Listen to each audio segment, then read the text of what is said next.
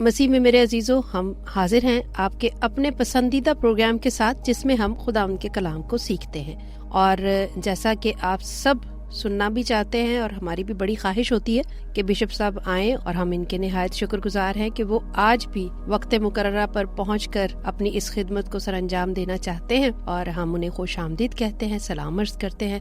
Bishop صاحب کیسے ہیں آپ؟ خداوند کا شکر ہے جی، آپ سنائیں، آپ کا کیا حال ہے؟ آپ کا پروگرام کیسا چل رہا ہے؟ جی بالکل، آپ کے پروگرام نے 4 چاند لگائے ہوئے، اور پروگرام بہت اچھا چل رہا ہے، بہت سارے خط موصول ہوتے ہیں، بہت لوگ پسند کر رہے ہیں اور برکت پا رہے ہیں۔ سب سے بڑی بات یہ ہے کہ خداوند کا کلام سیکھ کر وہ بہت برکت پا رہے ہیں، کلام کی باتیں ان پر اثر کر رہی ہیں۔ ہاں، سنانے کا جو مزہ ہے وہ بھی اسی بات میں ہے کہ لوگ سمجھے۔ ہاں جی، تو بالکل، اگر سمجھ رہے ہیں تو ہم تو خادم ہیں، ہم تو خدمت کرتے رہیں گے۔ ہاں جی، بالکل بالکل۔ تو آج آپ کون سے ٹاپک کو لے کے آئے ہیں کہ ہم اپنے دوستوں کے ساتھ شیئر کریں؟ بشپ صاحب، ہم بات کر رہے تھے تیل پر، تو اس میں ہم نے شفا کا تیل پچھلے پروگرام میں کے بارے میں سنا تھا، سیکھا تھا کہ شفا کا تیل کیا ہوتا ہے، پھر مسا کے تیل کے بارے میں ہم نے آپ سے سنا۔ اب ہم چاہتے ہیں کہ زیتون کے تیل کا بائبل میں بہت زیادہ ذکر ہے، تو زیتون کا تیل کیوں اتنی اہمیت کا حامل ہے اور بائبل میں اس کا بار بار کیوں ذکر ہے؟ دیکھیں جی، یہ خاص طور پہ جو زیتون کے درخت کی بات ہے کہ مسیح کی زندگی کے کافی قریب ہے، کیونکہ اگر ہم دیکھتے ہیں مسیح کی آخری دعا تو وہ بھی گتسمنی باغ کی بات ہے، اور وہاں پر میں خود گیا ہوں اس جگہ پہ، میں نے جا کے دیکھا ہے، ابھی تک وہ درخت ہیں اچھا جن کے نیچے بیٹھ کے، یا جن درختوں میں مسیح اور مسیح کے دوستوں نے بیٹھ کے وقت گزارا، شاگردوں نے وقت گزارا اور دعا کی، وہ پھلدار ہے۔ اچھا، اور یہ خاص ایک سمبل ہے، خاص ایک نشان ہے جو مسیح کے ساتھ ریلیٹڈ ہے زیتون کا، اور کہا جاتا ہے کہ زیتون کا جو پہاڑ ہے وہ حقیقت میں مسیح کا پہاڑ ہے۔ اچھا، کیونکہ ایک پہاڑ ہے جس کو ہم آگے چل کے ہم بات کریں گے، پہاڑوں کے بارے میں بھی، پتھروں کے بارے میں بھی، کیونکہ پہاڑ موسیٰ کا بھی ہے، پہاڑ حضرت محمد کا بھی ہے، پہاڑ بدھے کا بھی ہے۔ اچھا، اور اگر ہم ان کو دیکھتے ہیں تو پھر ایک یشوع کا بھی پہاڑ ہے۔ تو جب ان پہاڑوں کے بارے میں ہم بات کریں گے تو پھر یقیناً آگے بات بڑھے گی، لیکن آج صرف زیتون کے تیل کے تعلق سے ہے۔ ہاں جی، بالکل۔ تو یہ زیتون کے تیل کا تعلق کیونکہ زیتون کے درخت کے ساتھ ہے، اور زیتون کے درخت کا تعلق جو ہے وہ مسیح خداوند کے ساتھ ہے۔ اصل میں جو زیتون کے درخت کو اگر آپ جانیں تو یہ بہت پانی والا درخت نہیں ہے، اس کو بہت پانی کی ضرورت نہیں۔ اچھا، اور نہ بہت ڈیپ گہری مٹی کی ضرورت ہے۔ اچھا، لیکن اس درخت کی یہ خوبی ہے کہ تھوڑے پانی میں بھی اپنا پورا پھل دیتا ہے۔ یہ آپ نے جیسے کہا کہ نہ زیادہ مٹی کی ضرورت ہے اس کو، نہ زیادہ پانی کی ضرورت ہے، تو پھر آپ کہہ رہے ہیں کہ یسوع مسیح کے وقت کے جو درخت ہے وہ ابھی تک پھل دے رہے ہیں، تو اس کا مطلب اس کی جڑیں بہت دور پھیلتی نہیں ہے کیا؟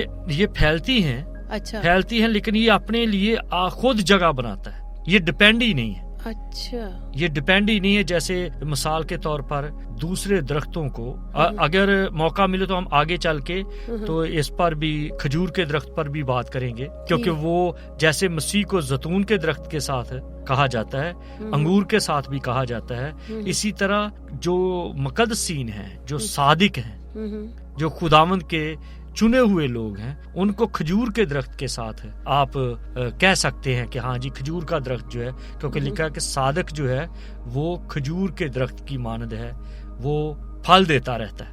ان کی خوبیاں ہیں۔ اچھا، تو جب میں نے وہاں پہ جا کے دیکھا ہے کہ زیتون کے درخت نہ تو ان کا چھلکا موٹا ہوتا ہے، جو چھال ہے اس کی وہ موٹی نہیں ہے، پھر یہ جو درخت ہے یہ بڑے بڑے تنے پہ ڈیپینڈ نہیں کرتا۔ اچھا، اس کا اگر تھوڑا سا بھی کوئی حصہ درخت کا جیسے کھوڑ ہوتی ہے تو زیتون کے درختوں میں زیادہ کھوڑیں ہوتی ہیں، زخمی ہوتا ہے یہ درخت بہت زیادہ، لیکن اگر اس کا تھوڑا سا بھی حصہ بچا رہے تو اس کے ساتھ اس کی ٹہنی نکلتی ہے، اور وہی ٹہنی جو ہے وہ پھل سے بھری رہتی۔ تو میں حیران ہوں کہ یہ اس میں خوبصورتی یہ ہے کہ آپ کو ہمیشہ سرسبز نظر آتا ہے۔ پھر یہ ہے کہ یہ خزاں میں بالکل خالی نہیں ہو جاتا، اس کے پتے رہتے ہیں. اچھا، یہ نہیں کہ جس طرح سے بالکل گر جاتا ہے اور پتے ہرے بھی رہتے ہیں، بالکل ہرے رہتے ہیں. تو جیسے ہم بات کر رہے تھے کہ جیسے زیتون کی چھوٹی چھوٹی ٹہنیاں، باریک باریک بالیاں جو نکلتی ہیں، ان کی کوئی بھی نہیں کہہ سکتا کہ یہ سردیوں کی سردی سہ سکتی ہیں. اچھا. لیکن یہ جو زیتون کا درخت ہے اس کی وہ باریک ٹہنیاں جو ہیں ان کے بھی پتے قائم رہتے ہیں خزاں میں بھی. اور یہ میں نے تجربہ کیا ہے، میں نے اپنے گھر میں باقاعدہ طور پہ ایک زیتون کا درخت رکھا ہے اور اس پر تجربہ کیا، کیونکہ جب میں اسرائیل گیا وہاں پر دیکھا اور لوگوں نے بتایا کہ ہاں جی اسی طرح سے ہے. پھر میں نے اس پہ تجربہ کیا اور حقیقت میں اس کے سارے پتے نہیں گرتے. ابھی میں اس کی روحانی جو اصطلاح ہے اس کو استعمال نہیں کروں گا، جو اس کی مشابہت ہے مسیح کے ساتھ وہ کچھ اور طرح سے ہے. لیکن جب ہم دیکھتے ہیں کہ یہ جو اس کا پھل لگتا ہے، اس درخت کی یہ خوبی ہے کہ یہ اپنی پوری طاقت پھل میں دیتا ہے، اور جبکہ پانی بھی کم لیتا ہے، مٹی بھی کم لیتا ہے، ہاں طاقت پوری دیتا ہے مٹی. اور اس کی ایک اور چیز ہے کہ جتنے ریگستانی ایریاز ہیں یہاں تک کہ لیبیا میں اور مراکو میں اور سندھ کے بارے میں بھی بات کی جاتی ہے، جہاں پہ صحیح مٹی نہیں ملتی، ریت ہے یا پتھریلی زمین ہے، وہاں پر زیتون کا درخت جو ہے وہ کام کرتا ہے، پھلدار ہوتا ہے. اب یہ جو ہے اس کا تیل، اس کی خوبی یہ ہے کہ ایک تو یہ سارے کا سارا جو درخت ہے پوری طاقت اپنے پھل کو دیتا ہے.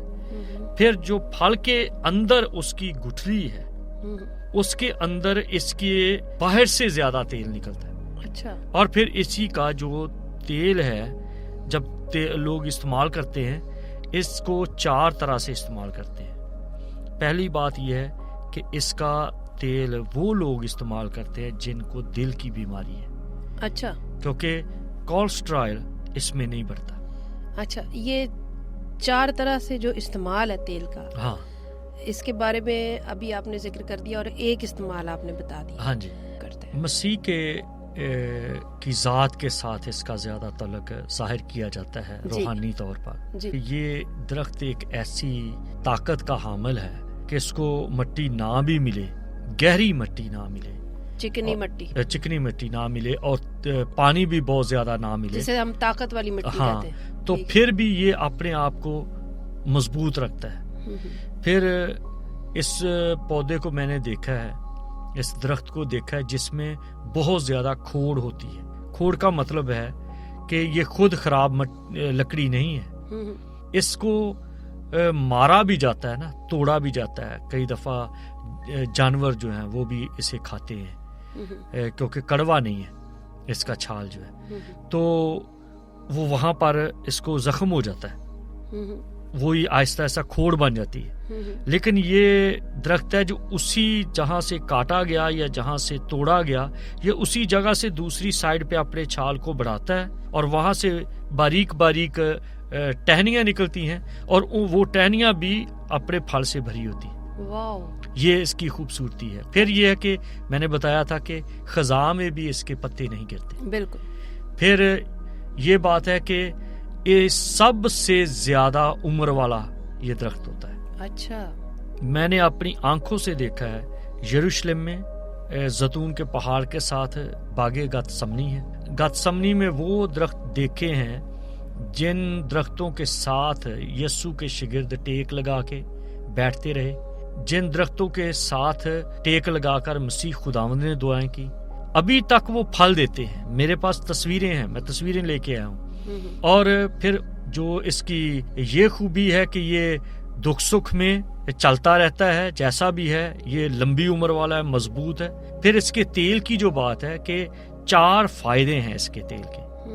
پہلی بات یہ کہ یہ عام شخص کو، اگر عام شخص جو صحت مند ہے اگر وہ استعمال کرے تو اس کو ہارٹ کی پرابلم نہیں ہوتی، دل کا بیمار نہیں ہوتا. کس طرح سے استعمال کرے تو؟ جیسے اس کو پکانا نہیں چاہیے زیادہ. اچھا. جیسے کھانے میں ڈالتے ہیں تو لوگ زیادہ پسند کرتے ہیں کہ جانوروں کا گھی، دیسی گھی یا مکھن وہ بہت زیادہ نقصان دہ ہے. لیکن یہ جو زیتون کا تیل ہے اگر روٹی پہ لگا کے کھایا جائے, سالن میں ڈال کے کھایا جائے, عام صحت مند لوگ کھائیں, اس کو کبھی دل کی بیماری نہیں ہوتی. اچھا. اور اگر دل کا بیمار شخص کھائے تو اس کا کولیسٹرول نہیں بڑھتا, بلکہ یہ اس کو کہا جاتا ہے کہ یہ ڈرین کلینر ہے. اچھا. جو ہماری آرٹریز ہیں, جو ہماری وریدیں ہیں, اگر ان میں کچھ نہ کچھ کولیسٹرول بڑھ جائے تو یہ اس کو صاف کرتا رہتا ہے. اچھا, مطلب اگر ہے بھی تو وہ اگر یہ کھانا شروع کریں گے تو لیول کم ہو جائے گا, بلکہ وریدیں صاف ہو جائیں گی. تیل کا اثر یہ ہے کہ اگر مساج کیا جائے کسی فالج والے کو, اچھا, تو یہ اس میں ہیلنگ ہے باہر کی. ٹھیک ہے. وہ ہیلنگ ہے اندر کی, یہ ہیلنگ ہے باہر کی. چھوٹے بچوں کو بھی زیادہ تر اس سے بچوں کو بھی ہاں جی دیتے ہیں, تو یہ ہیلنگ ہے باہر کی. پھر تیسری بات ہے, یہ فیمیل کے لیے بڑی خاص ہے کہ بالوں کو لگائیں تو بال نہیں گرتے. پھر میڈیکل کے طور سے میں کہتا ہوں کہ جن عورتوں کے بچے پیدا ہونے کے بعد ان کے نشان پڑ جاتے ہیں جسم پہ, اگر وہ اس کا مساج کرتی رہیں تو وہ جو نشان ہے وہ بھی آہستہ آہستہ ختم ہو جاتے ہیں. اچھا. پھر یہ بات ہے کہ یہ ایک ایسا تیل ہے کہ جو اس کی بو ہے وہ خوشبو ہے. صحیح. جیسے آپ سرسوں کے تیل کو جلائیں تو سرسوں کے تیل کی ایک عجیب سی بو آتی ہے, لیکن زیتون کے تیل کو آپ پکاتے رہیں تو اس کی بری سمیل نہیں ہے جو کسی کی طبیعت کے خلاف ہو. اچھا. اور جو آخری ہے, چوتھی اس کی خوبی, وہ یہ ہے کہ یہ لانگ ٹرمر ہے. کس لحاظ سے؟ اس کو رکھو, جس طرح اس درخت کی زندگی ہے اسی طرح اس کے تیل کی زندگی ہے, مطلب خراب نہیں ہوتا. اچھا. یہ اس میں یہ بدبودار نہیں ہوتا, جالا نہیں آتا. ہاں جی, تو اس کے اوپر جالا نہیں آتا. تو پھر اب اس کو روحانی طور پہ لے کے آئیں تو یہی تیل ہے جو بادشاہ کے لیے استعمال کیا جاتا تھا مخصوصیت میں. پھر یہی تیل ہے جو دیے جو جلائے جاتے ہیں ہیکل میں, کیونکہ یہ یروشلم کے ساتھ تعلق ہے تو یہ پودا بھی وہیں کا ہے. بلکہ میں تو یہ کہتا ہوں جو پودوں کی بنیاد ہے یا جو نرسری ہے وہ اسرائیل کا ایک علاقہ ہے جس کو کہا جاتا ہے سکم. تو سکم کے ایریا سے یہ سارے درخت شروع ہوئے ہیں. آگے چل کے میں آپ کو بتاؤں گا کہ سکم کے ساتھ ہی ایک جگہ ہے جلجال, اور پھر اس کے ساتھ ہی ایک جگہ ہے جلاد.